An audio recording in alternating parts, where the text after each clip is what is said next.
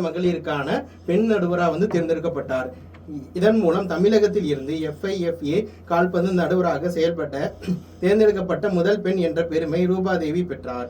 இதுவரை FIFA அமைப்பின் பெண் நடுவர்களாக இதுவரை 5 பேர் மட்டுமே தேர்ந்தெடுக்கப்பட்டுள்ளனர் என்பது குறிப்பிடத்தக்கது. ரூபாதேவியை சின்ன வயசுல இருந்து எப்படி அதுக்கு போனாங்க இப்ப நம்ம பார்க்கலாம். ரூபாதேவி சிறுமியாக இருந்தபோது திண்டுக்கல் மாவட்டத்தில் கால்பந்து விளையாட்டு பிரபலமாக இருந்தது. கால்பந்து மைதானத்திற்கு சென்ற ரூபாதேவி அங்கு விளையாட்டுக்களை பார்த்து தானும் கால்பந்து வீராங்கனையாக வேண்டும் என்று விரும்பினார். அவர் ஆரம்ப காலத்தில் திண்டுக்கல் மாவட்ட மகளிர் கால்பந்து அணிக்காக விளையாடிய ரூபாதேவி பின்னர் மதுரை காமராஜர் பல்கலைக்கழக மகளிர் கால்பந்து அணி, பிறகு அண்ணாமலை மகளிர் பல்கலைக்கழக கால்பந்து அணி, அதுக்கப்புறம் லாஸ்டா தமிழ்நாடு கால்பந்து மகளிர் அணிக்காக விளையாடி உள்ளார்.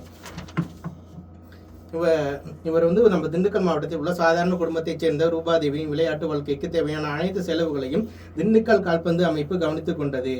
இவரது கல்லூரி BSc B.Ed மற்றும் முதுநிலை பட்டய சுகாதார ஆய்வாளர் கல்வியை பூர்த்தி செய்துள்ளார். புதிய தலைமுறை தொலைக்காட்சியின் சக்தி விருது, ரெயின்டிராப்ஸ் நிறுவன விருது உள்ளிட்ட பல விருதுகளையும் தனது விளையாட்டு சாதனைகளுக்காக பெற்றுள்ளார். இப்போ இவர் என்ன எஜுகேஷன் பண்ணியிருக்காருன்னு நம்ம திண்டுக்கல்ல தான் பண்ணியிருக்காரு. School saint Joseph girls higher secondary ஸ்கூலில் 12th வரையும் முடிச்சிருக்காங்க. காலேஜ் BSc வேதியியல் G10 ஆர்ட்ஸ் அண்ட் சயின்ஸ் காலேஜில் முடிச்சிருக்காங்க. B.Ped அதாவது விளையாட்டுத்துறை அந்த எஜுகேஷன் ஃப்ரம் அண்ணாமலை யூனிவர்சிட்டியில் முடிச்சிருக்காங்க. அதுக்கு கோச் ஆகிறதுக்கு முன்னாடி பிசிக்கல் எஜுகேஷனல் டீச்சராக மான்ஃப்ராங்க் ஸ்கூல் ஏற்காட்டில் ஒர்க் பண்ணியிருக்காங்க. இவ்வளவு தகவல்களை நம்ம கூட நிறையவே இன்னைக்கு பகிர்ந்துக்கிட்டாங்க. அது மட்டும் இல்லாம நம்ம திண்டுக்கல்ல இருந்து போன ஒருத்தரை பத்தி இவ்வளவு தெளிவா இவ்வளவு சூப்பரா ஒருத்தரால சொல்ல முடியும்னு நினைக்கும் போது ரொம்பவே சந்தோஷமா இருக்குங்க. கண்டிப்பா இதே மாதிரி நீங்க